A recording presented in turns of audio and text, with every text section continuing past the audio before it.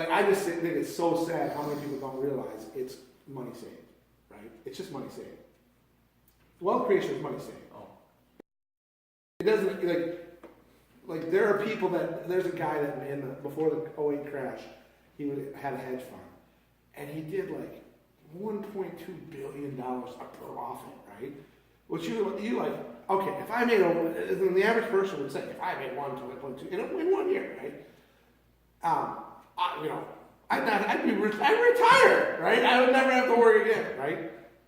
The guy went broke the next year.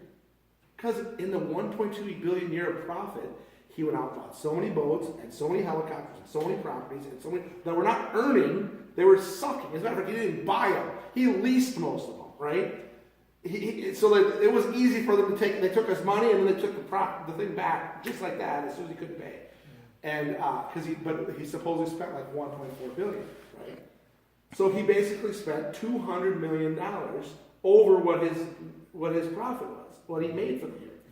And in reality, see, most people look at that guy like, oh, he's rich, or he's the evil rich, or he's the bad guy, or he's not the bad guy for making the 1.2. He's the bad guy for spending the 1.4. He's broker than you and I. You understand? No. Like he's $200 million in the hole, even though he made 1.2 billion, right? Different scale. It's just a different scale. To sit around and say, I need to make a lot of money so that I'm becoming wealthy is wrong. It's just fundamentally wrong. And that's like the way our society believes. Mm-hmm. And nobody teaches. Like, why do they not teach a personal finance course in grade school and high school? You know, the only way that I talk to some people about it, I heard someone say, we had a teacher who liked it, and so they taught it. That's it. It was not part of the curriculum. They taught us how to balance a checkbook. They taught us, saving money is important. Okay, now the next thing is, so like saving money is how you create wealth. The next thing is doing it on automatic. So the more you do something on automatic, the more functional it becomes, the more it actually gets done.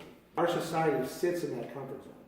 Getting a credit card, running the balance up, or living above my means with a credit card is the way our society runs. And we're all susceptible to it, right?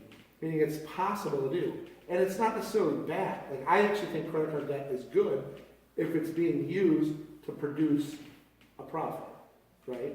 But if all I'm doing is like buying something for $10, driving the price of it down to $5, and then like storing it in my basement, it's not good, right? Which is a lot of what happens. Or even worse, buying a Big Mac on credit card and then paying interest on it, right? Because you made it today and now you're paying interest on it forever.